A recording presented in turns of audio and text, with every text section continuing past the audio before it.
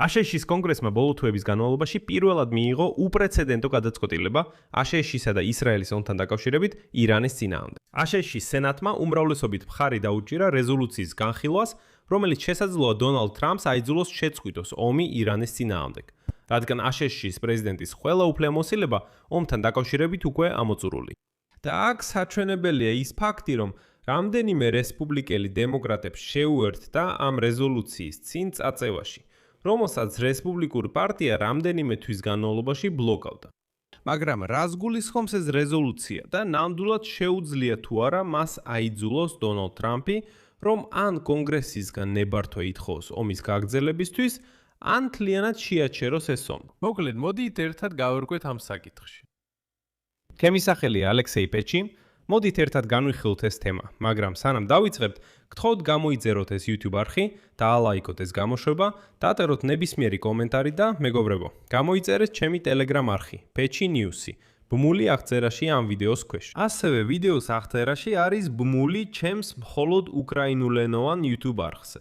ასე რომ თუ გსურთ ჩემი ცალკეული გამოშვებების ყურება უკრაინულად, აუცილებლად გადადით და გამოიწერეთ. და დაუჭირეთ მხარი სრულიად ახალ, მხოლოდ უკრაინულენოვან YouTube არხს. მოკლედ, გუშინ აშშ-ის კონგრესის სენატში მოხდა რაღაც წარმოუდგენელი ამჟამინდელი ხელისუფლებისთვის. სენატმა დათანხმდა განიხილოს კანონპროექტი, რომელიც ავალდებულებს აშშ-ის პრეზიდენტ დონალდ ტრამპს შეწყვიტოს ომი ირანში, ან მიიღოს კონგრესის ნებართვა მისი გაგრძელებისთვის. საკითხი იმაშია, რომ დემოკრატები უკვე მე-7-ად ცდილობდნენ ესეთი რეზოლუციის გატანას. და ყველა ამ 7-ვე შემთხვევაში რესპუბლიკელებმა ის დაბლოკეს. უბრალოდ ბლოკავდნენ. ანუ არც კი აძლევდნენ კენჭისყრაზე გატანის საშუალებას. მაგრამ რეზოლუცია საბოლოოდ სენატის დარბაზში შევიდა მას შემდეგ, რაც რამდენიმე რესპუბლიკელი დემოკრატებს შეუერთდა იმ რეზოლუციის გატანაში, რომელსაც რესპუბლიკელები რამდენიმე თვის განმავლობაში ბლოკავდნენ. სენატორი ბილ კესიდი, რესპუბლიკელი ლუიზიანადან, რომელმაც პრაიმერიზი წააგო ამ შაბათ-კვირას, მას შემდეგ რაც ტრამპმა ფაქტობრივად მიზნად დაისახა მისი დამარცხება, გახდა თავისი პარტიის ბოლო წევრი. მან შეცვალა თავისი პოზიცია და დემოკრატების მხარეს გადავიდა პრეზიდენტის სამხედრო უფლებამოსილების შეზღუდვის მცდელობაში. რა თქმა უნდა, კესიდის პირადი ცხენა აქვს დონალდ ტრამპის მიმართ, რადგან ფაქტობრივად მან უბიძგა მას პრაიმერიზის წაგებისკენ. ეს კი რამდენიმე სხვა რესპუბლიკელის არყოფნასთან ერთად კენჭისყრის დღეს საკმარისი აღმოჩნდა რეზოლუციის წინ წასაწევად. კენჭისყრა დასრულდა ანგარიშით 50-47-ის წინააღმდეგ რეზოლუციის მიღების სასარგებლოდ, რაც საშუალებას მისცემს მას განიხილონ და კენჭისყრაზე დააკენონ უახლოეს კვირებში. ეს იყო დემოკრატებისა და ერთი რესპუბლიკელის მერვე მცდელობა შეეზღუდათ დონალდ ტრამპის სამხედრო უფლებამოსილებები, მას შემდეგ რაც მან დაიწყო სამხედრო კამპანია, რომელიც უკვე მესამე თვეა გრძელდება და რომელიც ამერიკელთა უმრავლესობის აზრით მას საერთოდ არ უნდა დაეწყო. და როცა ვამბობ, რომ ამერიკელთა უმრავლესობა თვლის, რომ ეს ომი საერთოდ არ უნდა დაწყებულიყო, ეს ჩემი მოგონილი არ არის, ეს სოციოლოგიური გამოკითხვების შედეგებია. ამაზე ცოტა მოგვიანებით ვისაუბრებ.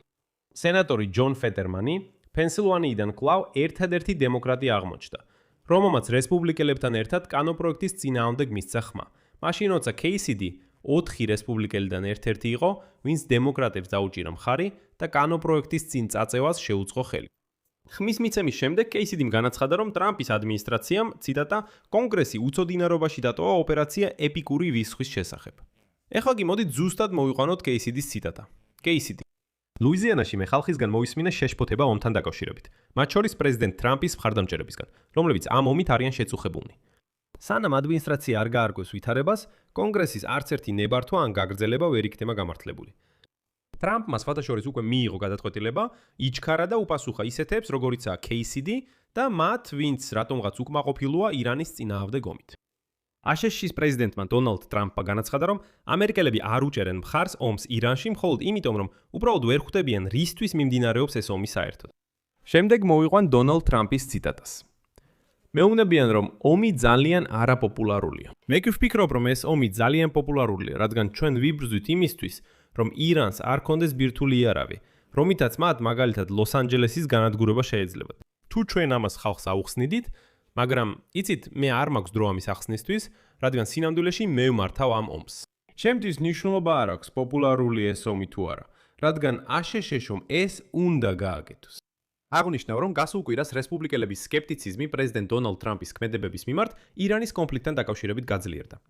ნაწილობრივ იმის გამო, რომ დონალდ ტრამპმა უგულებელყო კანონით დადგენილი ვადა, რომლის მიხედვითაც 60 დღე შემდეგ საბრძოლო მოქმედებების გაგრძელებისთვის კონგრესის ნებართვა უნდა მიეღო, როგორც წარმომადგენელთა პალატაში, ასევე სენატში, სამხედრო უფლებამოსილების შესახებ რეზოლუციის მიღების მცდელობები მცირე უპირატესობით უარყვეს, მიუხედავად იმისა, რომ უკმაყოფილება იზრდებოდა. საბოლოოდ სამშაბათს სენატორებმა ლიზა მურკოვსკიმ ალასკიდან და სიუზან კოლინზმა მეინიდან ორივემ უარყვეს დონალდ ტრამპის ადმინისტრაციის მტკიცება იმის შესახებ, რომ აშშ-სა და ირანს შორის მყიფე ზავი 60 დღიან ვადას ახანგრძლივებდა.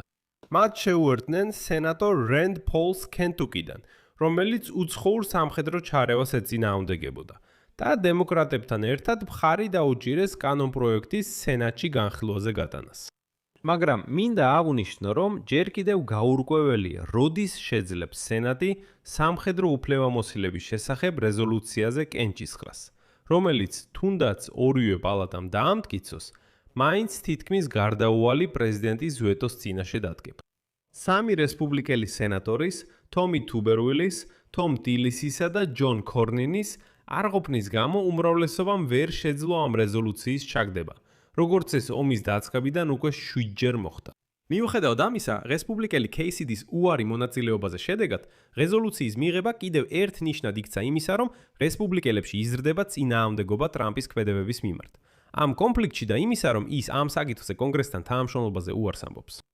დემოკრატები უკვე რამდენიმე თვე ამტკიცებენ, რომ ასეთი ზომის მიღება ტრამპს მიანიშნებს იმაზე, რომ საზოგადოებრივი აზრი ამ ოპერაციის შესახებ მნიშვნელოვნად გაუარესთ.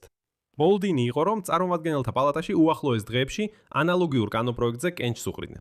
გასულ კვირას ამ პალატის კანონმდებლებმა ძლივს უარყვეს საომარი დროის უფლებამოსილების შესახებ რეზოლუცია, რადგან ხმები თანაბრად გაიყო. მას შემდეგ, რაც ორი რესპუბლიკელი, რომლებიც იმედგაცრუებულნი იყვნენ იმით, რომ პრეზიდენტმა უგულებელყო კანონით დადგენილი ვადა კონგრესისგან ნებართვის მისაღებად საბრძოლო მოქმედებების გაგრძელებისთვის, 60 დღეს შემდეგ უბრალოდ დემოკრატების მხარეს გადავიდნენ, რათა კანონპროექტი გაეტანათ. ანუ ტენდენცია ასეთია.